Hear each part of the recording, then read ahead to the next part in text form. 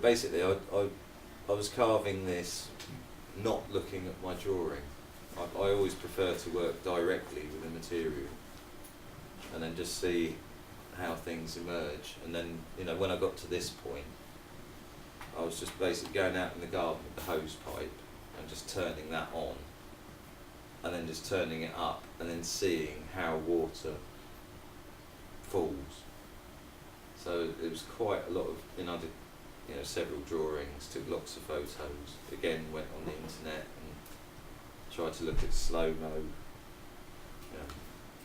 slow-mo water. And it's just basically using as many different sources as possible to get, you know, the inspiration, you know, to, you know, certain points of, I was thinking, well, that doesn't look right, but then I looked at water, looked at on the internet, and I thought, well, it does. It's pretty random the way it works. You know, there's no sort of, you've got like a symbolic image of what water does, which is kind of, you know, the drawing that I did for the proposal.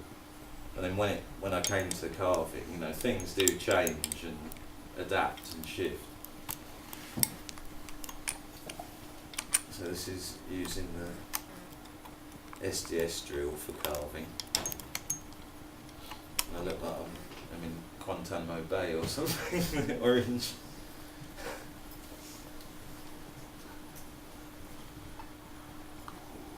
So yeah, that's I was wearing it's like a silk balaclava that I wear, just to sort of protect my ears, basically. It's so dust doesn't go in your ears. And I was using welder's gloves. Well, I was using anti-vibration gloves, but and they're about £40 a pair, and they were lasting a day and a half. So I was just basically buying welder's gloves and then wrapping tea towels around the chisels, because they were getting so hot as well. I could only work for 10 minutes, and then it'd be too hot to hold, so I'd have to rest for 15 minutes. And also, because you get a thing called white finger, which is basically the circulation, from vibration, the circulation disappears from your fingers. And it's like pins and needles, except, you know, if you do that, put them up or down, you know, for like a day afterwards, and you can get permanent nerve damage. If you just keep going all day and you don't have regular breaks, it can be very damaging. So, you know, that's one of the reasons why it's taken sort of 3 months to get to the point where I am now. If it was a softer stone where I didn't have to use, you know, really heavy machinery, I probably could have done it in half the time. But also it gave me loads of time to sort of ponder what I was going to do next, which is always good as well. But there are risks attached to, you know, any kind of heavy work, and you know, there's sort of your own safety comes first, and then safety of other people around you.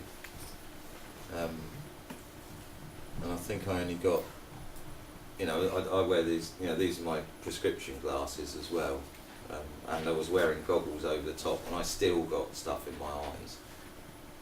So it's, you know, but as long as you're careful and you don't, you know, take unnecessary risks, things are fine.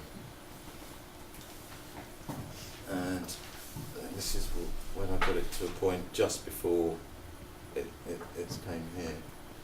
I basically washed it, scrubbed it, and it does, you know, and that's not up to a real shine yet. I've only done that to, I think, 60 grit, and you can go up to 3,000 grit, which is absolute mirror finish.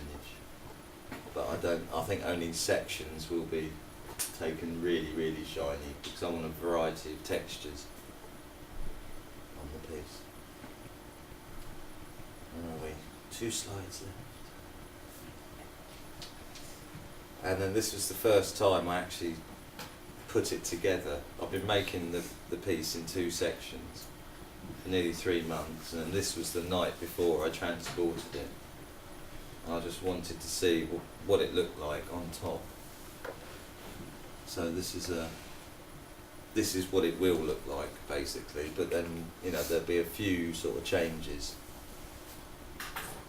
and I think it works because it kind of, it's got that, it does look like water, but it could also look like some sort of organic plant. I don't know, there's a kind of lots of different layers to it, but this is quite squashed, this image, compared to the actual image. Yeah, it should be a lot wider.